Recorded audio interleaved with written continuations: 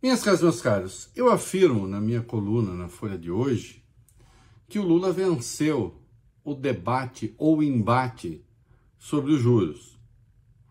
Para escândalo, eu acho, de muitos dos colunistas de economia e política, né?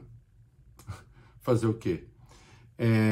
Havia uma espécie de um círculo de fogo em torno do Banco Central e da política monetária, de modo que debatê-la era considerado uma afronta, uma heresia.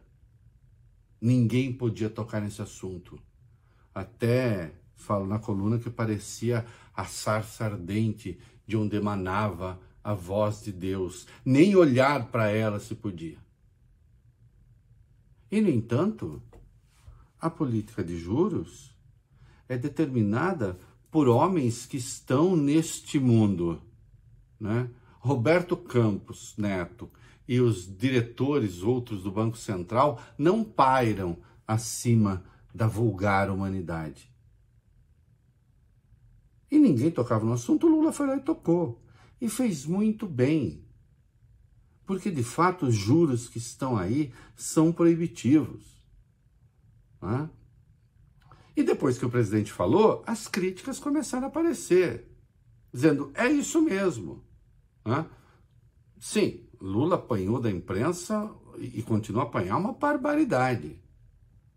Né? Mas isso já era o esperado. Né?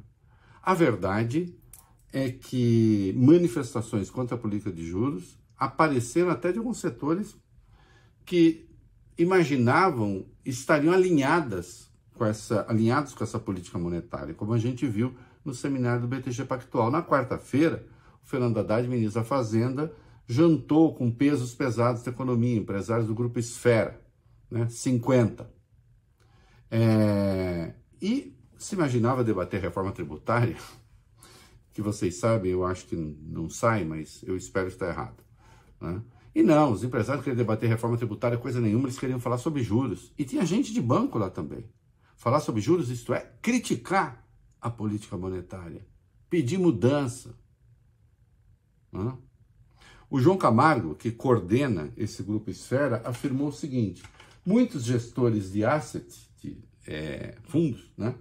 Afirmaram no evento do BTG que são favoráveis ao aumento da meta da inflação, porque a inflação vai perdurar no mundo todo. Todo mundo está se preparando para viver um período inflacionário. O Brasil tentou a vida inteira exportar a inflação e ninguém comprou. Agora a gente está importando dos países ricos. Isso aqui, avançando um pouco e tentando traduzir, vejam só, essa inflação que está aqui, que nós estamos experimentando, não é só brasileira, está no mundo mesmo.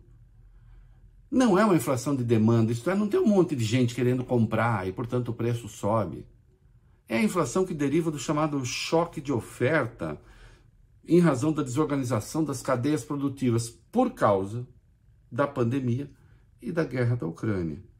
E, portanto, essa inflação vai durar um bom tempo e ela não é sensível à taxa de juros. Pode elevar o quanto quiser e não se vai voltar para a meta. O que se vai fazer, sim, é derrubar o crescimento e meter a economia numa recessão. E o empresariado está percebendo. E não foi, outros falaram, mas tem uma observação importante do Rubens Menin, da construtora MRV. Ele disse, nas empresas os orçamentos são plurianuais. Em 2020 e 2021, elas tinham feito planos de investimento de 2, 3 ou 4 anos, e alguns deles não conseguimos parar, quer dizer, não deu para parar o investimento. Fica muito caro para parar e o remédio fica muito pesado, o juro. O remédio no Brasil está muito mais amargo do que se pode imaginar. Não dá. Se durar mais 2 anos, o remédio vai corrigir um pequeno defeito, mas vai ser mais nocivo. É o chamado remédio que mata o paciente. Né? Então não é só Lula, não. Há economistas, aliás, com belíssimo currículo, afirmando a mesma coisa, melhor até e mais robusto do que alguns defensores da atual política monetária. Sim, Lula rompeu, né, o círculo de fogo do silêncio e fez muito bem. Eu volto a fazer comentário aqui de manhã, só na quarta-feira, folguinha de carnaval.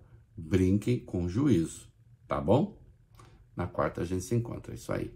Até.